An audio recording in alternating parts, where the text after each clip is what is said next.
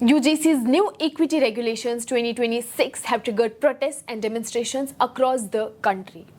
These regulations are meant to replace the older 2012 anti-discrimination guidelines. The big change is that while the earlier regulations UGC Promotion of Equity in Higher Educational Institutions Regulations 2012 were largely advisory in nature, the new rules are now mandatory for all higher education institutions. So what exactly is the new regulation?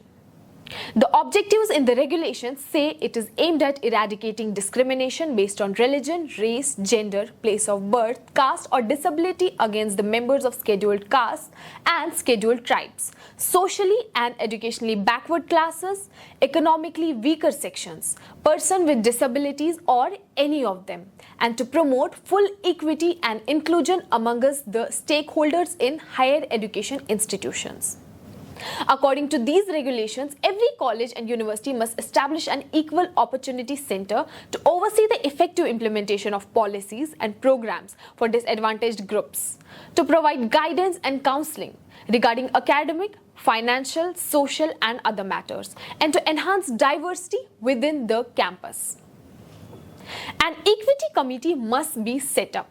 They must include members from OBC, ST, persons with disabilities and women. Furthermore, these institutions shall not permit or accept any form of discrimination, and it shall be the duty of the head of the institution to see that these regulations are observed.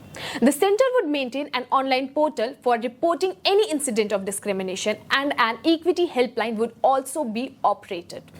The institutions that do not comply with the regulations will face inquiry, and they will be debarred from participating in UGC schemes and will be removed from the list of higher education institutions. A draft of the regulations was made public for feedback in February last year. The document was issued after the Supreme Court told the UGC to submit the new regulations while hearing a plea by the mothers of Rohit Vemula and Payal Tadvi, who had argued that the 2012 anti-discrimination regulations were not strong enough to protect students.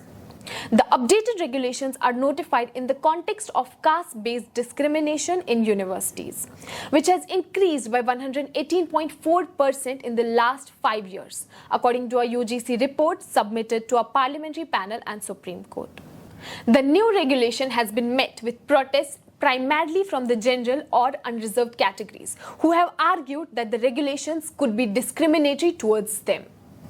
Critics have said the regulation lacks any provision to safeguard against malicious complaints and have also claimed that the definition of discrimination remains vague.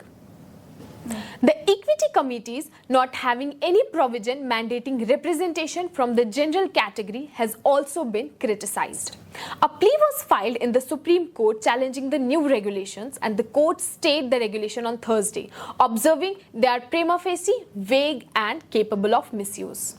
The top court said that the 2012 version of the regulations would be in effect. That was it for today. This is Nida Mehraj and you are watching Deccan Chronicle.